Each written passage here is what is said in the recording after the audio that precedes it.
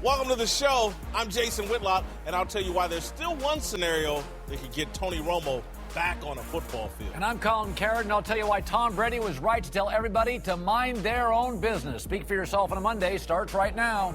Of course he was. We agree. I don't even divulge when I have an ice cream headache. It's none of your business.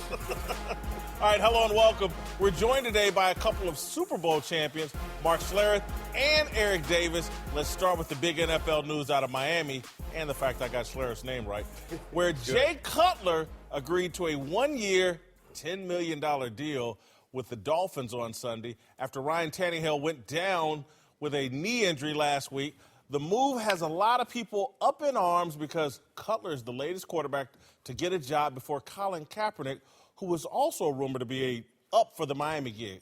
Cowherd, are you surprised Cutler got a job before Kaepernick? No, I said Friday on my radio show I would have called him. Relationships matter. If I said to you, you're going to start a company, you got 3 weeks, which is basically what the Dolphins have, you'd be like, okay, what friends do I know? We all lean on our friends. We all lean on relationships. We do it in the media. You do it in law. You do it in sports. And football, for people that haven't played it, and you guys all have, there's a language. And Adam Gase and Cutler have the same offense. It can be plug and play to a large degree. I think it works. I predicted it Friday. I miss a lot, but this one seemed obvious to me. I don't even understand how Kaepernick is in this conversation in Miami. Jay Cutler has a relationship with the coach. Again, like you said, knows the offense, knows the language of the offense. Is a more talented pocket-passing quarterback than Colin Kaepernick, and also doesn't have the baggage of having worn socks that depicted cops as pigs, hasn't worn a Fidel Castro T-shirt in a city like Miami with a big Cuban population, and doesn't have a group of sycophants ready to play the race card if something goes poorly for Jay Cutler. You can actually sign Jay Cutler, play him, bench him, cut him, do whatever without being called names. Why wouldn't you hire that guy? Well, I'm surprised. And only not that he signed with the Dolphins, that Jay signed with the Dolphins. For every reason you guys just brought up, it makes sense. Okay, he understands the offense and all of those things. He's played in Adam Gase's offense, and they realize that they need a starting quarterback. That's what I'm looking at. You like Matt Moore as your backup. You're looking for someone to be your starter, and it makes sense for Adam Gase to go do that. The surprise for me comes from the fact that you had one guy that said he didn't want to play and took another job, and then you have a guy who wants to play. So not necessarily with the Dolphins, but I would have expected Colin Kaepernick to get an opportunity before Jay Cutler because Jay had retired and moved on. That's my only surprise in it. Don't players say a lot of things? Well, you say a lot of things, but you don't take other jobs. So I mean, he not only said I'm out of this. He dropped the mic on football, but he signed on to be an analyst for Fox. Someone has to want to give you a job in order to take one. He signed on to be an analyst with Fox with outs in his contract so he could leave when some NFL team called him. I mean, don't forget now, he's coming off a labrum tear and a labrum surgery that he had in December as well. So there was some point of time there where he probably wasn't ready to play. But the bottom line is, the reason this makes so much sense is they have that relationship like you talked about. There's no question about that. They speak the same language. Listen, you can say whatever you want about Jay Cutler. He's probably the biggest, the biggest tease in the National Football League, in the history of the National Football League. The guy has got unbelievable talent. He mopes around like Mopey McMoperson. You know, you look at him, you're like, what kind of leadership does this guy have? He has none. But the bottom line, he can flat out throw the ball. And he's smart. He understands Adam Gase's system. And in that system, by the way, he completed almost 65% of his passes for 3,600 yards, 21 TDs, 11 interceptions. The guy can play from the pocket, and he can speak that language, the check-with-me systems, the checks from the line of scrimmage, the spread aspect of what Adam Gase wants to do. He knows it. He walks in there. If Colin Kaepernick, if you were to hire Colin Kaepernick, you've got to completely change your offensive system, and 10 guys have to learn a new one. Well, you know what? Not necessarily that you have to change it, but you have to start teaching it all over again. Right. So if you don't believe that Matt Moore is your starter, and you say, I want to bring someone in to be the starter, you have to teach him your offense or get someone that already knows it. But you have to teach the other 10 guys that have been working through OTAs in the first part of camp. You've got to say, hey, we're going to change. We're going to add some things to it. We're going to take some things away. So that's where it makes perfect sense. Well, no, that's the assumption. That's the assumption that he can't run the offense. Eric is saying he could run that offense. They just have to teach him. You're saying they would have to change the offense and run an offense that works for Colin Kaepernick. You could run it. Could you run it efficiently? Because the one thing that he's shown me over the course of his career is that in a spread, zone read, run first type of get on the edge, one read, you're throwing it to this guy, X slant, and we're gonna show that handoff, then we're gonna throw the X slant.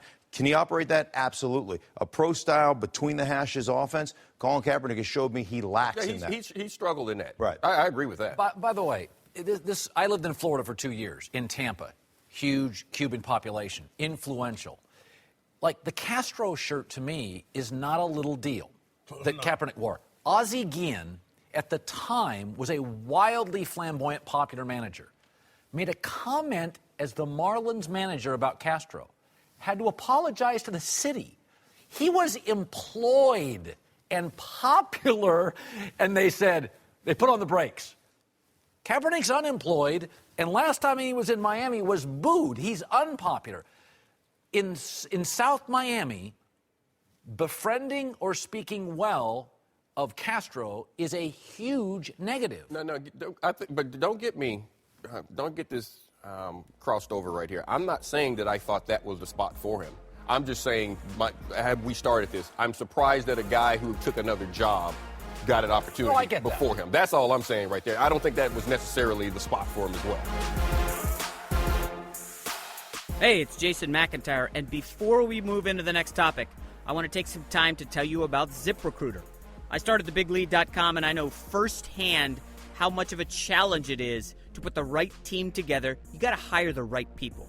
You cannot find the best candidates by posting your job just to one website. You need to post it to all the sites. At ZipRecruiter.com, you can post to over 100 job sites with just one click.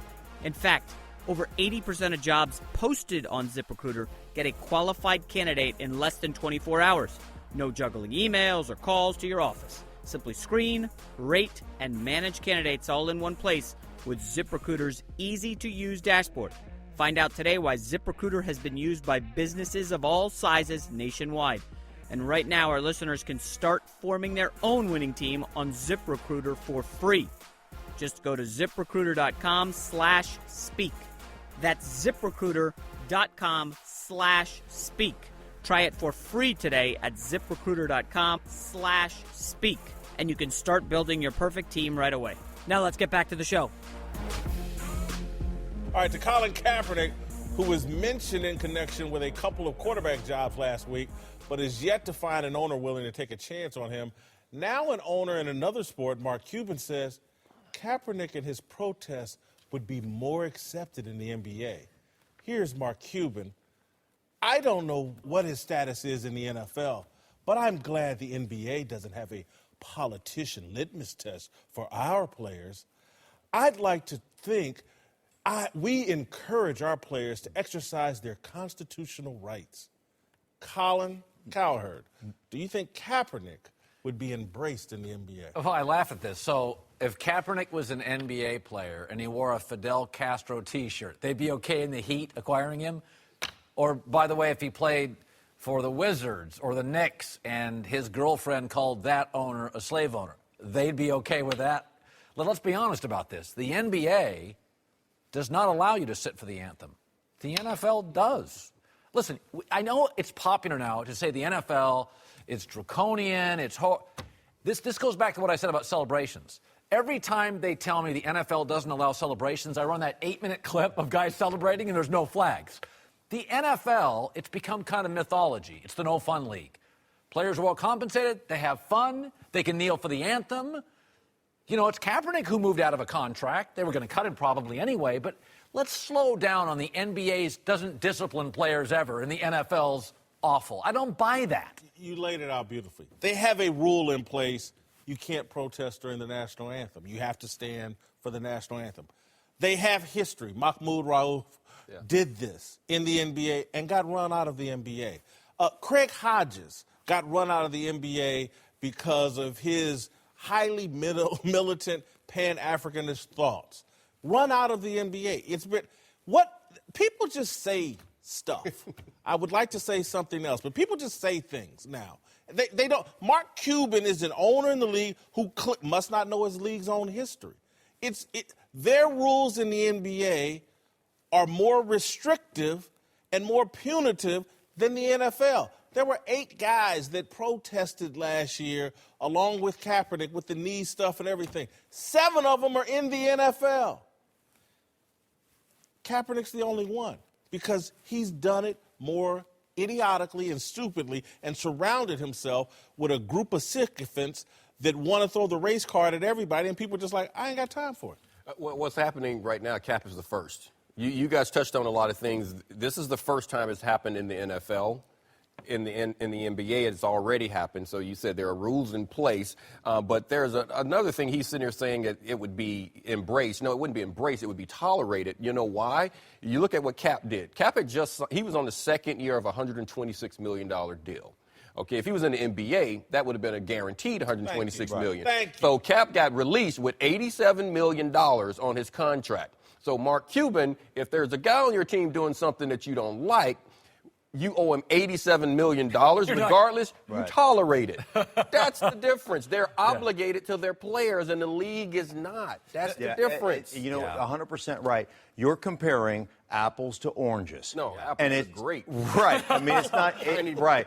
You're 100% right. It's not even close. If there were guaranteed contracts, you would tolerate it. And you'd say, how are we going to work this out, buddy? How are we going to make sure that you're okay and that everything goes forward and we're going to get the best out of you? Because you have to. You owe them that money. 100%, man. That's the difference. My whole life, I'm old enough, the NBA's always been a players' league.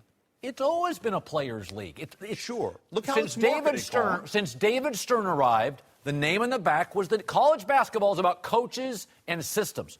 NBA is about stars, magic. I mean, that's the reality of it. By the way, you don't fire in the NFL for all the lack of power the players have. You fire the coach, not Brady. In the NBA, you fire the coach, not the star. Like in the NBA, if you're a star, you run the franchise. LeBron runs the franchise. And ultimately in the NFL, you know what you're rooting for? You're not rooting for stars. You have a few stars, but you're rooting for the laundry, man. Yes. You're rooting for the uniform. But no, go ahead. I want to add one other thing, though. Just add into that. It's a players' league. But the NFL is a more successful league. Yes. And part of the reason why is because it's not a players' league. I was once a player. I was too stupid to know which way was right, which way was left. I was too stupid not to drink and smoke weed and do all kinds of stuff when I was a college player. Young people just aren't as smart as older people. I had to get to be 50 years old to realize I was an idiot at 25. That's what player-run league won't be as successful as the NFL. It's run by mature people. Yeah, another part of this where Cuban is trying to say how progressive that the league is and how they will do, the NFL needs to catch up. And I agree in some aspects. There are some things that are there. But remember, Sterling was there. And they were all and there was a lot of, and everybody knew it, okay? And until TMZ got involved, Sterling was okay. You're right. So let's not talk about how progressive everything is for the NBA, okay? All right, welcome back, Mark Solera. Eric Davis are back. Let's return to Miami, where Jay Cutler ended up signing with the Dolphins on Sunday. Now there's some speculation that another prominent quarterback could follow him from the broadcast booth to the field, with the Fort Worth Star-Telegram asking, quote, will some other desperate team out there come calling for Tony Romo? Romo reiterated over the weekend that he's done playing. Cowherd, do you believe Romo will stay retired? Two reasons. Yeah, because I think CBS is paying him a lot of money. That's why they put him with Jim Nance. And that's why we put Cutler in a three-man booth and probably, I'm guessing, didn't load up the Brinks truck. So I think CBS said, we're going to pay you a lot of money. What's a lot? Name me a lot. $5 million a year. Okay. Cutler just got 10 for one. But I'm saying to be a broadcaster. Okay. No. Miami just paid him $10 million to play quarterback. Okay. So let's say CBS paid Tony $8 million. Let's say that's $8 million. You think Jerry Jones in a pinch wouldn't pay him $15 to come save his Super Bowl that was season? just the first of two. You're getting crushed right now. I'm not having a great day. No. The second one is, the last time I saw Tony Romo, I thought like he broke his back. I mean collarbones broken multiple back. Like Jay Cutler's 34. He hasn't been perfectly healthy, but he seems a lot thicker and more. He's healthier than Tony Romo, broken back 37-year-old guy. Tony Romo will play for the Dallas Cowboys if something happens to Dak Prescott. the exact same conversation we just had about Jay Cutler will apply. Oh, guess who's familiar with the offense? Guess who knows, who can just step right in there and have a rapport with the head coach and the entire locker room? Tony Romo. Tony Romo has said, I'm 99.9% retired. That 0.1 is Dallas. And if Dak Prescott gets hurt in a significant way where he'll miss more than 2 or 3 games, Tony Romo will cape up out of the broadcast booth and head back to Dallas. You buy that? No, I don't think he's coming back. I think he's going to stay retired because he doesn't have what Jay Cutler has, and that's the luxury of having different people around on different offensive staffs to where you can go and play for an Adam Gase down in Miami. There's one spot. There's one offense he's been in. There's one, system he's been a part of, the coaching staff, all the people that he is around there in one spot. You have a young quarterback that's there. So what you're saying is that the quarterback has to get hurt, and Tony Romo has to call these games, do all that prep, fly around doing that, and in the meantime keep himself prepared to play football, keep himself in shape for playing football. I don't see that happening. I think he's done. I think there's one team, like you said, and one team only. And if they come calling, and I wouldn't be surprised if they already have a deal in place, if Dak Prescott goes down, you're the Dallas Cowboys starting quarterback. Because if you think you're relying on Kellen Moore, I got news for you, brother. You're going to have a tough year. You got the best offensive line in football. You got a great running game. You can maintain it. I don't even think he needs to come into shape. I mean, you just roll off the broadcast booth. I still think you're better than anybody on that roster. So that's the only place, though. That's the only place I see him going to play is the Dallas Cowboys. I don't see him going anywhere else, leave that broadcast booth for anybody else. I don't see him going there because if he goes back, he has too much to lose. He's going up on the, he's going to go up on the ring in the ring of honors right now. He comes back. Because if he comes back, he has to be the savior. But if he comes back and they don't win, hey, man, he's 37, he's been injured, he gave it the good old college try, man. Yes. Great job. But if he comes back and wins a championship. If he comes back, because he walked out, why? Because he should be the starter. He's in the broadcast booth right now because they decided to give the keys to the franchise to someone else. And if he comes back and he's not the savior, I think it looks bad on him. And I think he's going to think about that. Remember when Tony Romo held that press conference like in the middle of the year with that? Yeah. Mm-hmm. And it was almost like, I'm done here. Tony loves to golf. He hangs out with Mr. Golf Jim Nantz. Isn't it quite possible Tony's segue out? Tony was beat up. Tony's got a young baby. Tony's done with football. I look at Tony, and Jim Nantz and him talk golf all day, and Tony loves to golf. He's a real player. He's got a young kid. He basically signed off halfway through the season. It's been great here. I really think this next kid. Colin, let me ask you one question. Honest to goodness. Just because I had a bad show, don't pick on me. Just think about it. The greatest job in all of sports, is quarterback for the Dallas Cowboys. Nobody has a better job. Bob Costas doesn't. Michael Jordan never had a job better than that. It's the greatest job in all of sports. And you think Tony Romo wouldn't say, let me try it one more time? I don't. I think he's beat up. I think it's over. I think he knows it. Can I tell you something? I've had 29 surgeries. I go at the Broncos camp every day. I watch them do one-on-ones. I'm like, I'm better than that guy right now. I kid you, because I'm that stupid. Yeah, I am that dumb that I really. I was about to say that's really dumb. Right, but when you think about it, come on, we all deep down inside, we're all still 20. I look in the mirror, I still see 23. I mean, I know I'm a wreck, but I just feel like, hey, give me one play and I get it done. You know what? I go to camp all the time and I watch guys and I'm like, you know what? I know how to make a team, but that's not what I'm worried about making a team. Right. It's getting through that Wednesday, Thursday, Friday practice. Okay. And that's what Tony's going to think about. It's not the game on Sunday. Everybody wants to play on Sunday. Right. It's all the other stuff, and Tony doesn't want to do that anymore. So week 9, with just a few weeks left in the season, and you're looking at a $10 million check? I'm looking at him out of shape. He does want to do it. I don't he won't be ready. Tony Romo loves football like Tom Brady loves football. We don't think that Cam and Tom have the same. Are you kidding me? Oh, no, I Romo's think he head loves just it. exploded. I think Tony Romo's head just exploded. Tony would be playing right now if they had told him he was going to be the starting quarterback for the Dallas Cowboys. He's got the best team he ever had. Tony he would have been Romo there. just loves to compete. That's why he wants to play golf. That's why he's dressing up with the Dallas Mavericks. The guy loves being on a team, involved in competition, and quarterback for the Dallas Cowboys. is the greatest job in all of sports. I think owner He's not of the coming Cowboys back, though. is a better job. No. Oh, yeah, no, that's Jerry pretty Jones. That's pretty good. That's a good job. But Jerry Jones would love to go out there in the center and be the hero. Okay, to New England, where Tom Brady addressed the media on Friday and talked about all kinds of stuff. But still managed, of course, to dodge questions about whether he had a concussion last season. As his wife Giselle alleged back in May, here's Brady. I don't want to get into, things that happened in my past, certainly medical history and so forth. I really don't think that's anybody's business. So, what happened last year, and, I'm focused on this year and improving and working on things I need to get better at. All right, Whitlock, should the NFL want Tom to be more honest about the concussion discussions? No. And I say that because the media right now is so irresponsible and so sensational and has the conversation about football and concussions so out of context, can't handle the truth. And so, I blame the media. It's last week or 2 weeks ago, the Baltimore Ravens made the mistake of being honest and transparent. Hey, we have some interest in Colin Kaepernick. And you know what that got them? Called a bunch of racists and bigots for not signing him. The media can't handle the truth. And so if I was the NFL, I don't want an honest conversation from Tom Brady about this issue because it'll be exploited.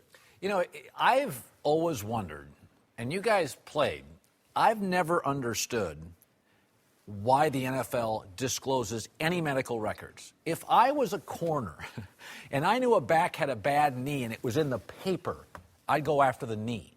Like, I don't think players should... It is. For gambling. I mean, it's out there. Yeah, the information's out there for gambling. It's amazing But to me. you know if someone's injured, and you're right. If someone has a sore shoulder, you're gonna bang it. course. You're I've gonna never- tug on the sore leg. Of course, that's what you do. I've never understood why. First of all, I grew up in a time where my mom and dad, if I had a comment about something I didn't know about, would say, you don't know anything about that. Now actors discuss global warming. We live in a time where not meteorologists or scientists, but the guy who played a pirate in a superhero movie is lecturing me on global warming. Like, Tom Brady shouldn't talk about medicine. He doesn't know. I mean, you guys may have had concussions. You've told me you've seen stars. Right. Are you sure it was I don't know. I blacked out. I blacked out. I knocked myself out in every game I ever played, at least for a split second, where you wake up on the ground and you're like, wow, that's a good one. And that's just part of the game. I agree with Tom in this. It's nobody's business. It isn't. It's nobody's business. And I'll tell you what the NFL doesn't want to know. I mean, you think about the NFL. Like 2 years ago or a couple years ago, it was 2 years ago, Case Keenum gets knocked unconscious on the field, right? I mean, he's literally snoring on the field. The official steps over the top of Case Keenum to spot the freaking ball. Like, he steps over the top of him like, I got to get this ball spot. Nobody stops the game. The trainer comes out to check, and they send him back like, you can't be on the field. The spotter upstairs does nothing. The game goes on. He stays in the game, and the Rams are not fined at all. Like, nothing to see here, folks. Move along. We don't want anybody to know. Yet a player goes incidental head-to-head, helmet-to-helmet. It's completely accidental, something that you can't avoid, and he gets fined $50,000. Like, we don't hold the organizations to any standard at all. The NFL is just like, hey, you know what? Sorry, folks, park's closed. Moose outside should have told you. And just move on. Yeah, you do not. The league is happy that he's not talking about it. Number one, I knew day one he wasn't going to talk about it because when it first happened, there's no way he's going to step out there and say, you know what, my wife is lying. She doesn't know what she's talking about. There is no way he was going to discuss that. I knew that. I knew that from the start. There was no way because he would have to say his wife lied for him to discuss it. Because he's not going to walk out and say she's correct because that would open a can of worms. So the best thing for him to do is not talk about it, and the league is happy that he's not talking about it because this is the face of the league. You don't want the face of the league saying that you're not protecting him, that I'm out here with these concussions and you're supposed to have all this protocol in place to make it safer, and it's no safer. So as far as them not doing that, I get it. I understand it. I would say this. You know, the league always throws a bunch of propaganda out there about player safety being their number one concern, and we know that that's not the truth. Couldn't be further from the truth. I disagree with that, but continue. Okay, that's fine. If the league truly cared about the player safety, then guaranteed contracts would be their number one priority. Because let me tell you this, one person in the history of the National Football League has ever self-reported a concussion. That was Ben Roethlisberger. Why? Because he's he's $100 million man, and you know what? He's not afraid of losing his job. The rest of us, yopes that play in the league, I'm afraid of losing my job. I don't want to get Wally pipped. I'm not. Player safety has to be weighed against business sanity and whether or not guaranteed contracts would be a sane business move trumps. Well, wait. That's because owners can't control themselves. You know why? Because owners look at that player. It's like a big, it's like a big slice of pie, and they're like, "Oh my God, I'm salivating for that. I love that." And they can't. If they just kept it to, if they kept it to manageable contracts, 3-year deals, whatever it is, they could make that. But they will never do that because they look at that player and like, "Oh my God, I got to have that guy. He's going to win me a championship." It's also possible, like a lot of things, it's fluid.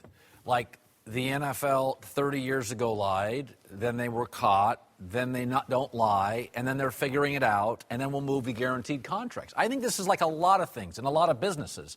The NFL got caught not being transparent. Right. The NFL had to pay $1 billion or $800 million. The NFL is now like, youth league participation's down. The media's caught up to us. League of Denial book. Let's change helmets. Let's reduce hitting in the CBA. I think it's fluid. I think the NFL does now care more about safety, certainly more than 40 years ago. Yeah, absolutely. I think they care more. I agree. Yeah. I think they care it's more not their about number one it. priority. But it's not their number one priority. I agree. with that. And again, that sounds irresponsible. But here's what I also think: what Tom Brady is saying in this moment, and what the NFL owners and commissioner are leaning on, they think it's a fair exchange. Tom's going to make $150 million. Yes. And he may leave here with some very good. Eric Davis is going to leave here with $20-30 million. And by the way, caveat emptor. We know now, you've told me before, I knew I was getting hurt when I played. I do it again. The league is basically doing what you're saying. Yeah. It's a trade-off. I knew I was doing irreparable damage to my body, and I chose to play in it. Welcome back. Mark Schler with Eric Davis here. Let's move to Cam Newton, who hasn't run a full practice at Panthers camp since developing soreness in his surgically repaired shoulder, his right shoulder, last week. But Cam's not the only quarterback having trouble in training camp. Andrew Luck hasn't even taken the field at Colts practice this year and is still on the physically unable to perform list. Whitlock, who are you more concerned about, Cam or Luck? I'm more concerned about Cam because happiness is based on expectations. And I think the expectations for Cam Newton are through the roof. He's 2 years removed from being the MVP, playing in the Super Bowl. He's flamboyant and not outspoken, but he's just an out-there personality. He's put some pressure on himself. He has to live up to the hype that his play is generated. He generates with the way he dresses and the way he handles himself. I'm most concerned about Cam Newton because, I think Ron Rivera is – both coaches, Pagano's in a tough spot too, but I think the relationship between Cam and Ron Rivera is at a critical point. It's a make-or-break year. They've given him the pieces to work with. It's a make-or-break year for Cam. Yeah, I disagree. I think Cam has the advantage of better ownership. I don't trust Indianapolis' ownership. I think they could be impatient and rush Andrew Luck back. I think they've botched Andrew Luck's career to a large degree where he carried it now in the last 2 years. He's not healthy. I think it's been established. Cam's a little hot and cold. Coaches aren't always in love with him. He's a superstar, prototype quarterback, big personality. He's had the same owner. He's had the same coach. He's had the same David Shula coordinator, quarterback coach. I think Cam's surrounded by supportive people. He's had generally a good defense. I don't trust the Colts. Now, I like Chris Ballard, but I don't know him well enough. I don't know. They're not going to keep I think they've butchered Andrew Luck to this point. I don't think they've butchered Cam. I think Cam has been largely what he was in college, spectacular and sometimes inconsistent. And that's the exact reason why I'm more concerned for Cam. All the reasons you just said, you look at the ownership of the coach, you look at the surrounding teammates that the coach have that Andrew Luck has. You don't feel like the team has been put in place for him to be successful. For all of those reasons, that's why Cam has more pressure on his shoulders. I agree with Whitlock on that. He's already taken a team to the Super Bowl. He's been the MVP of the league. The expectations are for him to continue to play at that level, even from ownership. You're right. He does have the same ownership. He has everything that he needs around him, the good defense. All the pieces are in place, so he is expected to take the team there, and he's having problems with his throwing arm. Not only that, he's expected to start changing the way he plays now. Is stay in the pocket more, don't do all these things. The expectations are for him to continue to grow and rise. So he's supposed to change things, continue to win while he's not healthy, because we're all going to expect that big body, right? To get when he gets out there with that big body, of course, he has to feel great. Yeah, I think the big concern for me with Cam, and the reason I have more of a concern for Cam, is because what you're asking Cam to do is to not be Cam. What made him an MVP? I mean, they had 8 designed runs. They're running quarterback counter out of that offense. 8 designed runs a game, plus 4 or 5 scrambles a game. I mean, he is one of the most dynamic athletes on planet Earth. The hand of God reached down, touched him, and said, "You're special. Ain't going to be nobody like you." I mean, the guy's a freak show. But now what you're saying is, you can no longer, this is unsustainable. We can't keep you healthy or, our franchise player. So you have to play from the pocket. Last year, he completed 52% of his passes from the pocket. That is far below average for an NFL quarterback. That's Tebow-like. That it's just not good enough. And so that is a huge transition for him to say, we're going to take what you do best and we're going to start eliminating it, paring it out of the offense. When Andrew Luck comes back, you know what Andrew Luck's going to do? He's going to stand in the pocket and throw the football. Now, you could argue that his offensive line, to call him average would be an abomination to average things, right? I mean, they're terrible up front, and they have done him no favors. But he can assimilate himself right into that offense, where Cam Newton's got a learning curve coming into this new offense that they want him to run. And the thing about it, and you just said it, and because of the injury, he's not, forget the learning curve, he's not able to actually go out and practice. That's a big thing, so that's the thing. Right now, he's sitting in camp and through the OTAs and everything else, he hasn't been able to work on this new Cam. That You don't get better covering a guy by just watching other people cover a guy. You got to remember, Andrew Luck has you out here to cover up for any mistakes he throws, anything he does, you can rationalize it.